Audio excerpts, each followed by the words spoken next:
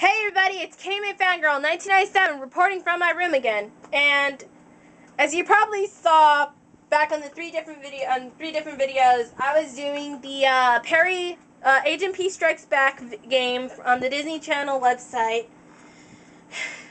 Phineas and Ferb, the movie, but across the second dimension, and we are going to be seeing all the characters that are going to be in the movie.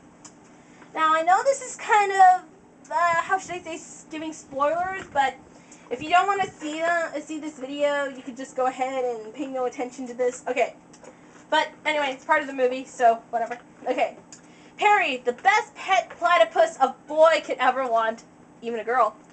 Perry has always puzzled his owners, Phineas and Ferb, with his ability to disappear for hours on end. Little do they know, when Perry is seemingly nowhere to be found, he is doubling as government spy known as Agent P.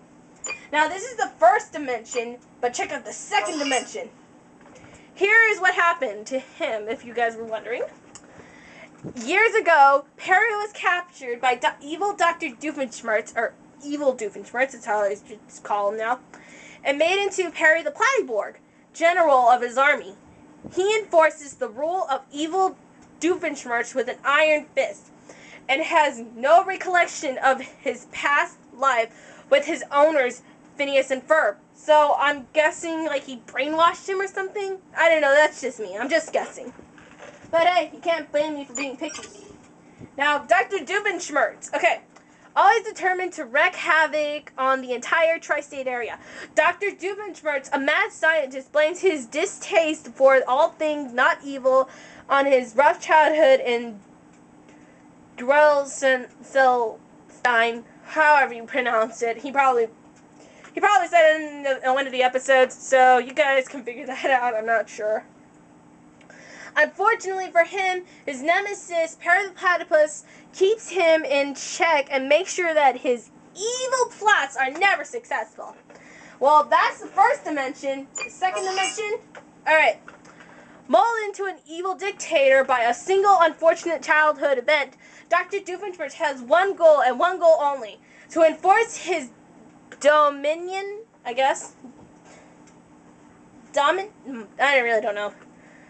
Dominion over the entire tri-state area. He has successfully unleashed his full potential of evil with the help of his cyborg army led by Perry the Platyborg.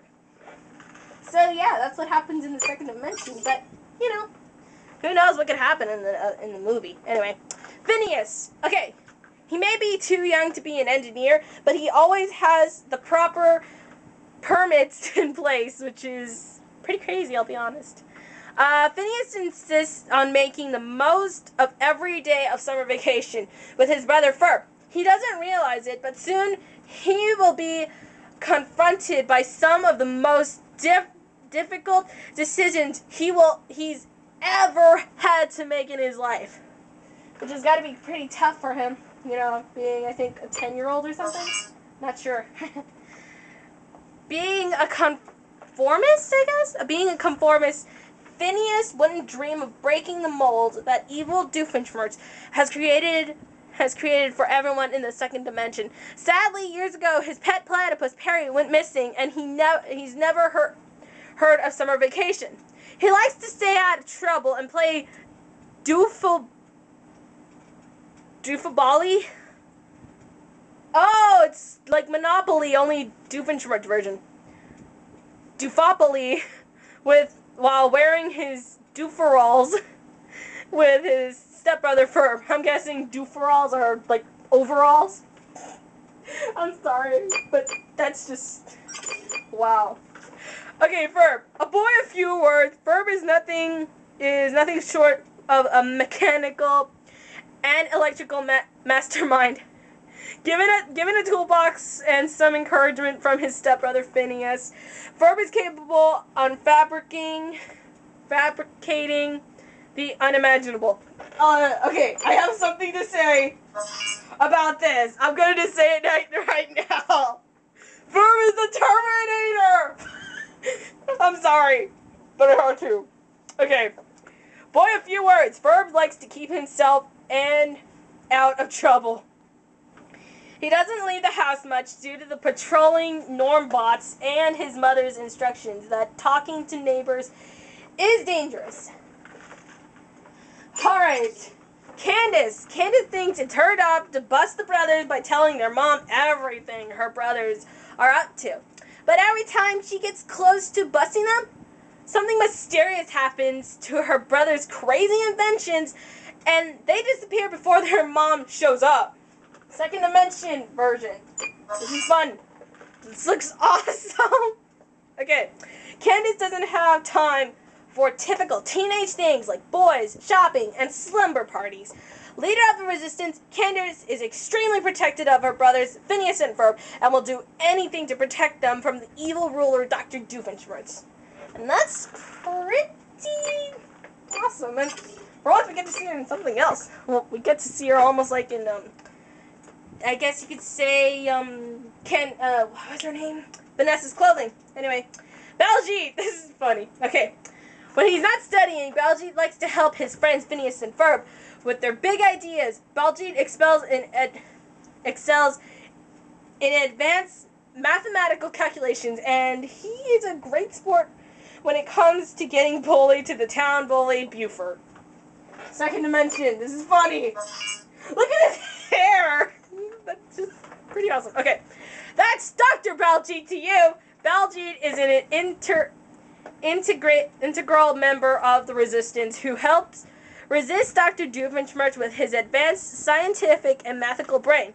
Some may not know it, but he is also a skilled accordion player. Okay, so time for Isabella. Okay, if you ever spent much time in Phineas and Ferb's backyard, chances are you've heard of Isabella arrive and say, "What you doing?" Leader of the Fireside Girls, Isabella uses her resourcefulness to help the brothers complete some of their larger inventions. And now time for the epic second dimension. How can you not love the beret? Or whatever, however you pronounce it. Okay. Isabella, the sassy and fashionable member of the resistance, spends her time resisting evil in the second dimension. How can you not love the design on her? That's awesome. Last but not least, Buford. Okay. Every town has a bully, and in Danville, the bully is Buford. No one is really sure why Buford is such a bully, but Phineas is convinced that it's simply due to extreme boredom. Because of this, Phineas likes to give Buford things to do so that he doesn't get bored and bully Baljeet so much. Second dimension, comments. It's pretty short. No. Anyway, he used to